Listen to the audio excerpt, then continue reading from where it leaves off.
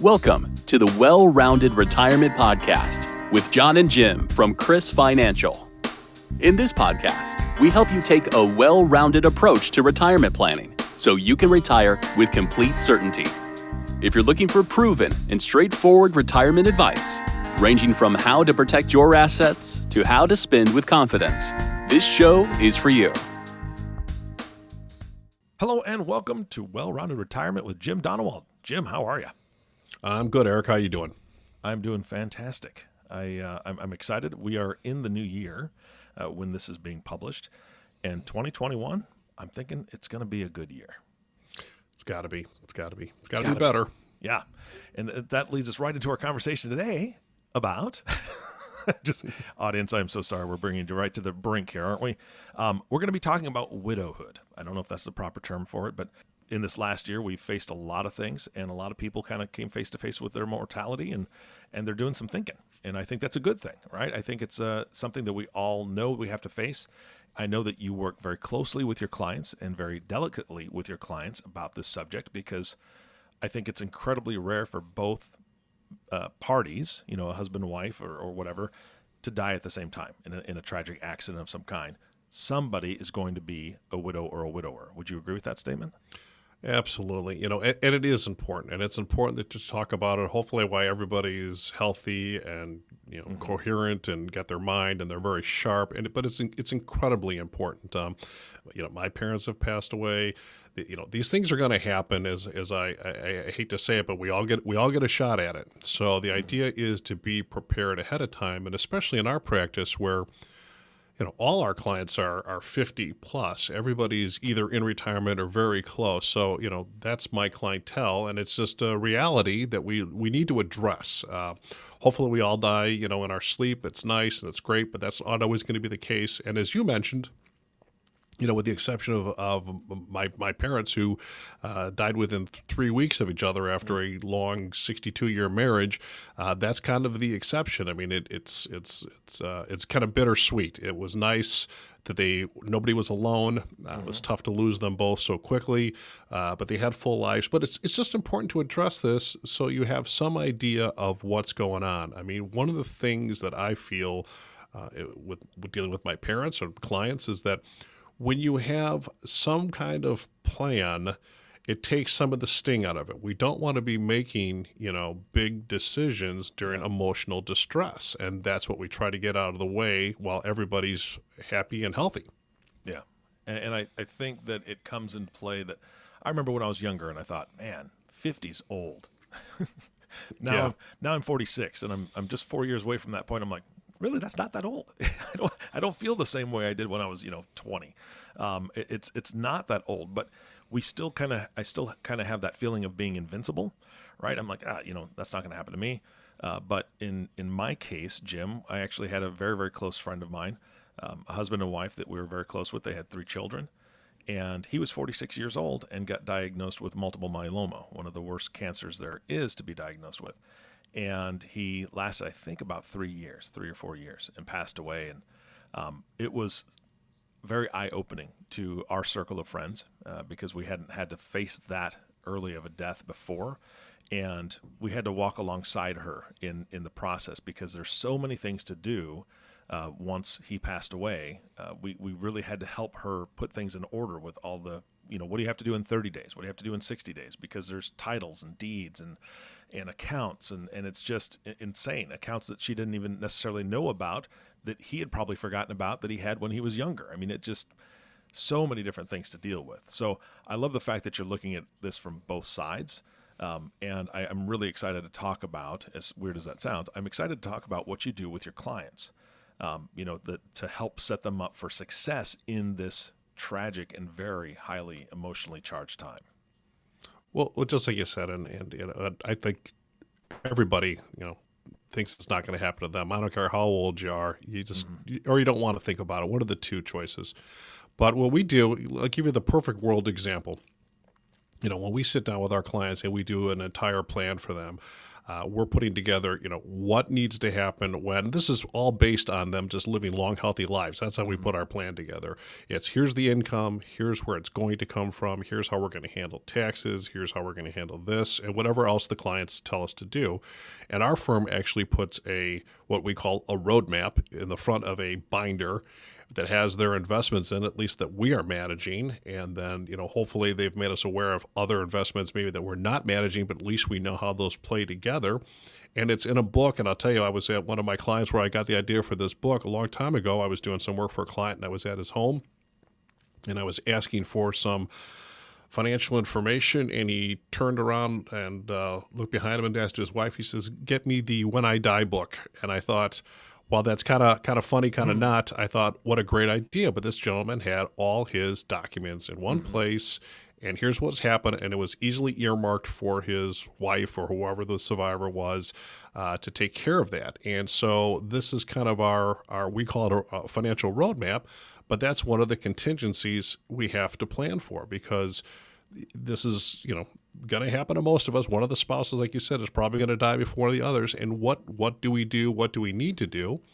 If we've done our plan properly, it's at least from a financial standpoint, it's a fairly smooth transition.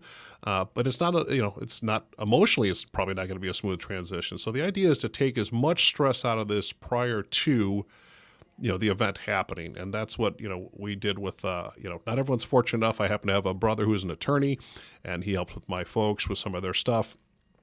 And so it was not a big financial stress as these events occur. The money kind of went seamlessly from one person to the next to the heirs. But that's not the case for everybody. So that's the ideal situation, is you address this in advance, and you're at least have a plan to go with. Yeah. So let's talk about that. Let's talk about the planning that you do. I've got some questions that I want to ask, and I think the audience would be asking at the same time. And then you can kind of address that on how you work with your clients and what you've seen. Is that okay with you? Sure. Okay. So I think the very first baseline question is, what is the first thing I need to do if I lose my spouse? It's a tough situation. What I would do, one of the things I would do, and is shortly after that, is contact who's ever holding your assets and let them be aware of this. So for many of our clients, for example, they're going to have annuities, for example, or they're going to have life insurance, or they're going to have money in the market. So we need to start moving that over to the proper spouse's name is what you need to have happen. If you have an annuity or a life insurance problem, you're going to want to get multiple copies of the death certificate, for example. We're going to walk them through the process to make this as painless as possible. And we have a staff here that can take care of 99% of this for our clients. So they're going to let us know that their spouse is passed away, or maybe they're in the hospital, and that's a possibility. And we're going to start putting everything in alignment so that they can deal with this on a very simple basis when they have time. We'll take care of all the documentation. We'll submit it on their behalf. And that's the important part. Is so from a financial perspective, we can be very supportive and help them follow through with their plans and their wishes, so that emotionally they can be there with their family and not worry about these kind of things. Jim, you bring up a really, really good point. I know that part of the process when we were working with our friend and helping her through this, I was surprised at how many copies of the death certificate specifically that she had to get, she had to have. I think it was at least a dozen, because you've got all these different things. And so I love the fact that you're helping your client with this. You're walking them through. There's a lot of, red tape to cut through, and you and your team are doing that. So that's fantastic. So how quickly do your clients need to contact you, or how quickly do they need to deal with the finances? Are there certain things that have, I wouldn't say expiration dates, but that you have to do within 30, 60, 90 days? Well, we try to make it so that if the client, we certainly want to address this as soon as possible. Mm-hmm. It's not an emergency event for our clients because, like I say, we've kind of prepared for this. So there's no major decisions that need to be done, but there are just some bookkeeping things that need to be done. For example, get the right vehicle in their name, make sure that the annuity payments continue to go to their spouse, make any changes we need to make from that perspective. We don't want this to be a stressful time. So we're pretty fortunate that most of this doesn't have to happen immediately. It's stuff they're going to want to address. And then it comes down to how emotionally stable are they to follow through with this, and can we help them with this? So it's really kind of we've dealt with a handful of these. They kind of go at their own pace. It just depends how much the need is for income, if they need to make changes immediately. But like I say, many times in our case, we don't have that situation. We've prepared for this in advance. Most of the time, we're lucky enough that we have some kind of warning this is going down. And so we try to make it as smooth a transition as possible.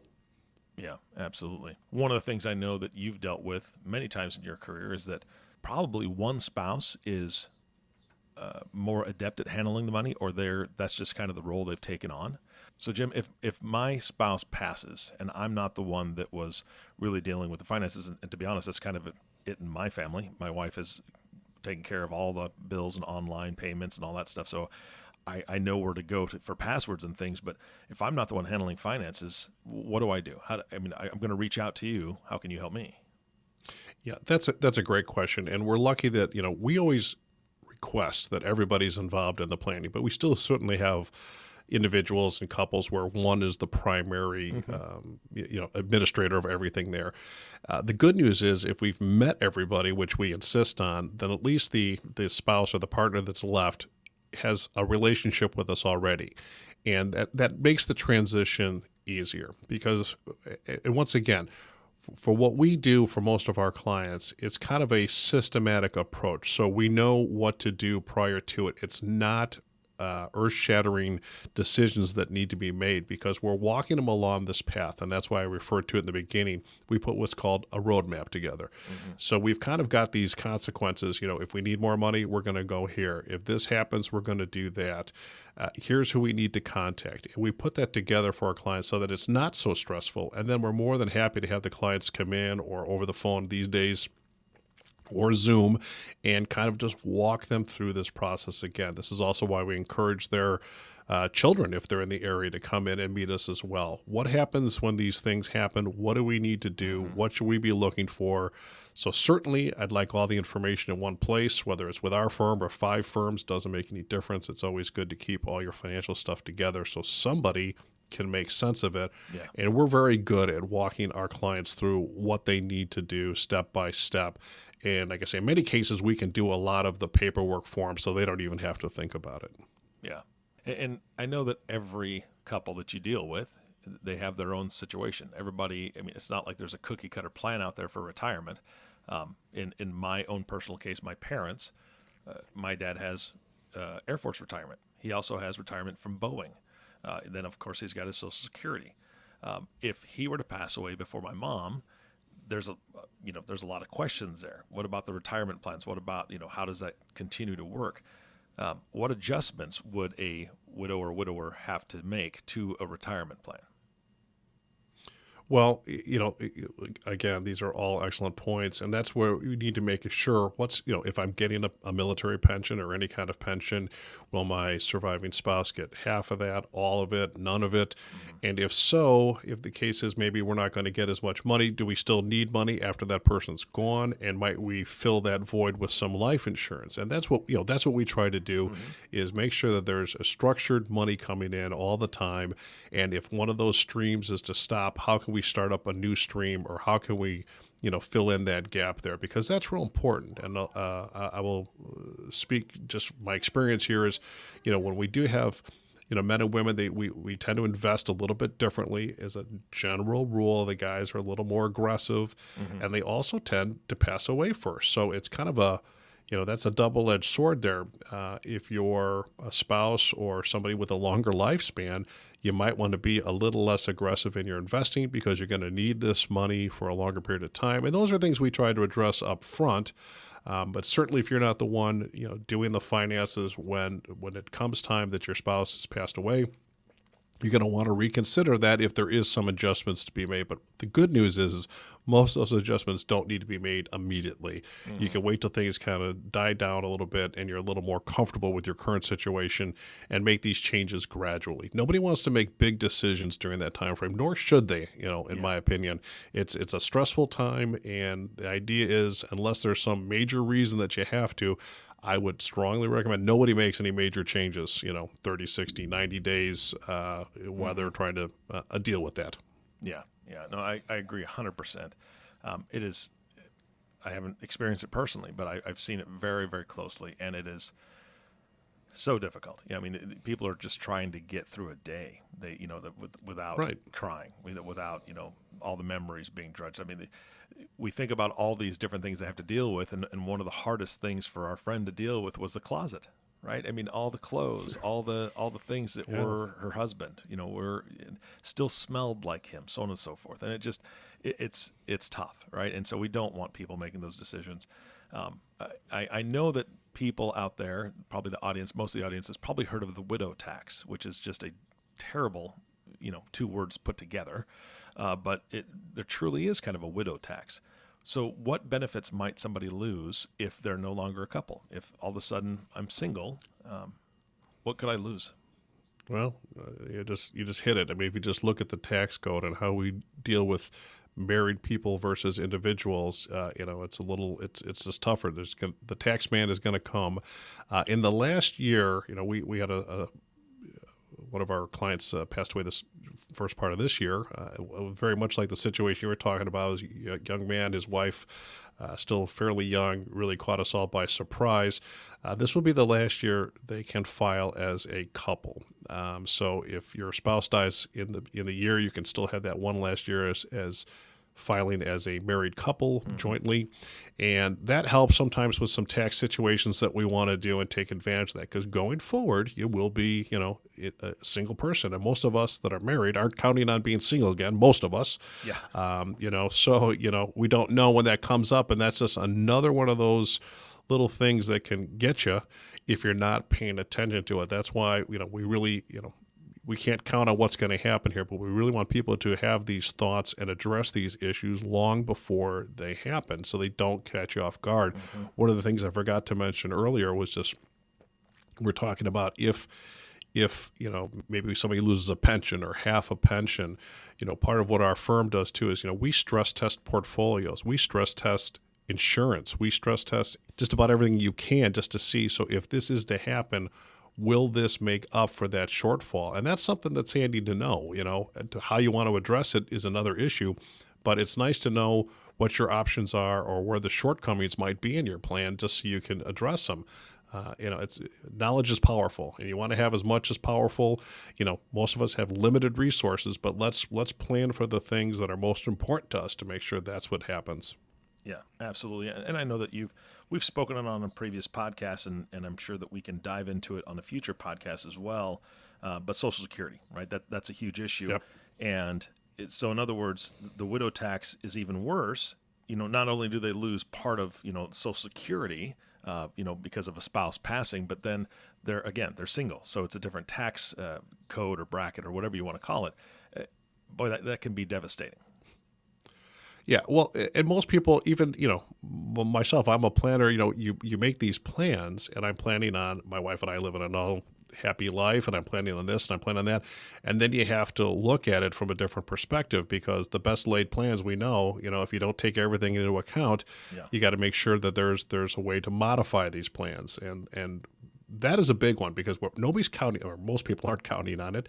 And when that happens, your tax situation these days, our practice, I know that's become probably one of the number one things we get calls on, just with the thought of all the money we're spending and with the COVID and the shape we're in, that, tax rates will probably increase dramatically in the near future. So that's been a big concern. And so think about losing, half or a third of your income at the same time that tax rates might increase. That's a scary thought. Yeah. And that's something we need to have a plan for to deal with. Yeah, absolutely. And I know that that's something that you do plan with, for your clients. Are you seeing that this is just I don't know, a different kind of question, but are you seeing that the clients, when you're working with them, they're pretty receptive to this type of planning, or is it something that they're really trying to avoid? No, they're fine. Most people, will appreciate the fact that, we always say most people believe in long-term care. They just don't want to pay for long-term care. It's the same kind of concept here. I mean, we all know we're going to face this eventually. Hopefully it's a long time off, but they're pretty open to it. And I'd be remiss as an advisor if I don't bring it up. Now, if they don't want to discuss it and it's not a concern, that is their choice. But it is a reality, and I think we all need to be aware of it. And it's then how you deal with it is up to the individual clients. But certainly, I'd say for the most part, everybody embraces the fact that they're going to probably need help or be alone at some point, at least from a medical standpoint, and therefore want to plan how they're going to adjust for that increase in payment or the loss of a loved one. I mean, it's real important. Yeah, absolutely. Now, Jim, I'll be honest, I don't know all the different financial documents that I have in place and stuff. Like I said, my wife does most of that. But can you give us an idea of what financial documents someone should be updating when they lose a spouse?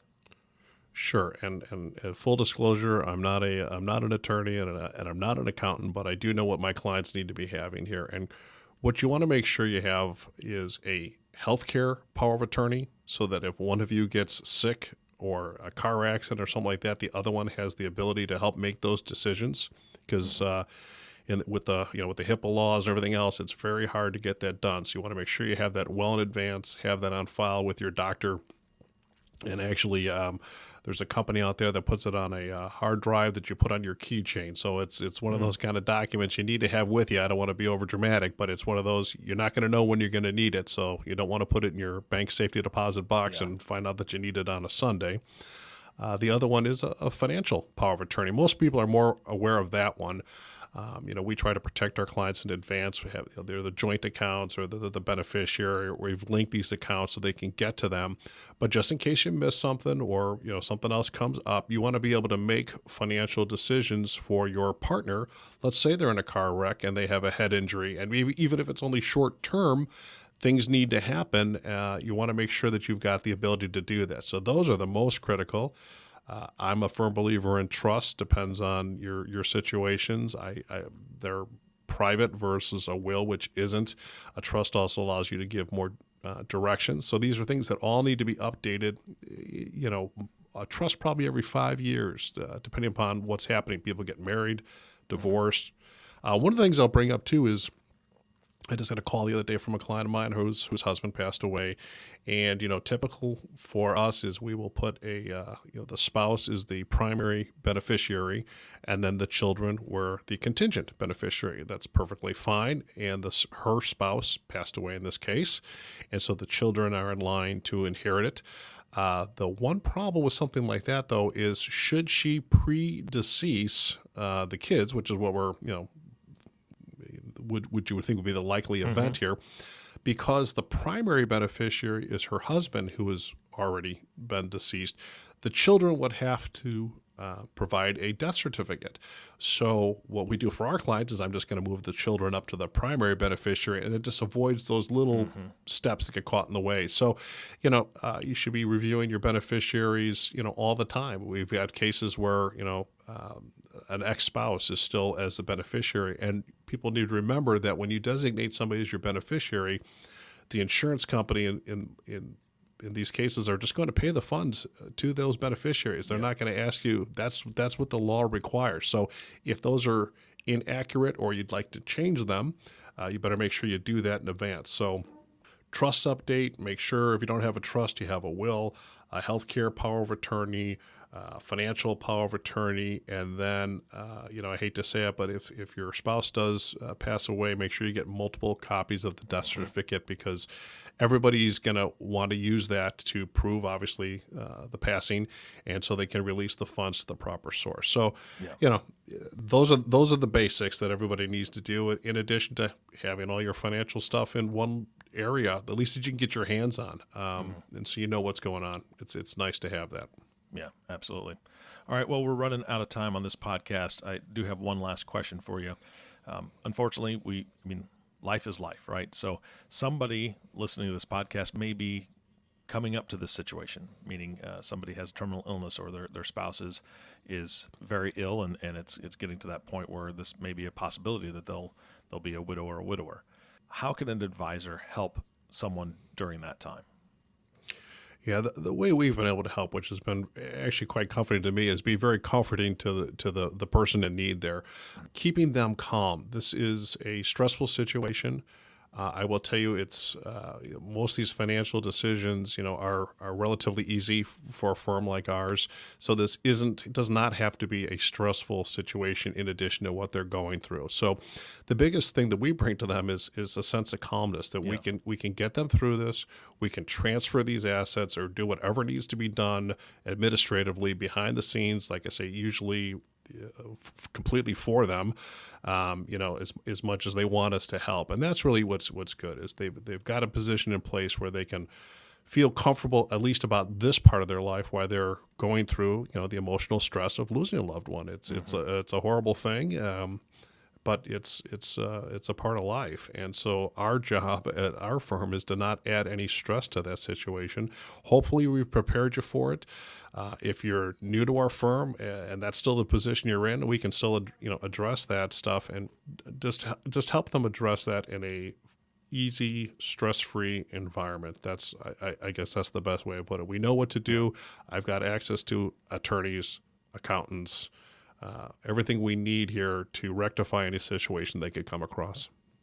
All right, Jim, this has been fantastic. I know that this is not an easy podcast to do, but this is part of life. And I love the fact that you're there for your clients. I'd love for you to be there for your listeners as well that aren't clients yet. Do you have any resources that people can get to on this subject, what they're going to need to know? Do you have something available for them? Yeah, absolutely. Yeah, we have a kind of a checklist of documents that need to get together, things they need to be thinking about, and we'll put that on our website at CRISfinancial.com. Perfect. That's great. Jim, thank you so much for your time today. This is well worth it, and I hope that everybody learned something new today. And if you have questions in your mind, go to the website, check out the checklist, and then make an appointment and talk to these guys yourself. They have a fantastic team that will embrace your thoughts and concerns and help you through whatever you need to plan out. Jim, again, thanks for your time, man. Thank you. You bet. And thank you for listening to the Well-Rounded Retirement Podcast with Jim Donewald. If you have not subscribed to the podcast yet, please click the subscribe now button below. This way, when they come out with a new podcast, it'll show up directly on your listening device. This makes it much easier to share these podcasts with your friends and family. Again, thank you so much for listening today. For everyone at CRIS Financial, this is Eric Johnson reminding you to live your best day every day. And we'll see you next time. Thank you for listening to the Well-Rounded Retirement Podcast.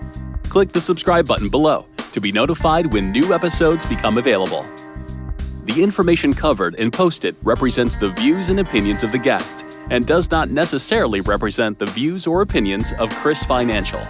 The content has been made available for informational and educational purposes only. The content is not intended to be a substitute for professional investing advice. Always seek the advice of your financial advisor or other qualified financial service providers with any questions you may have regarding your investment planning.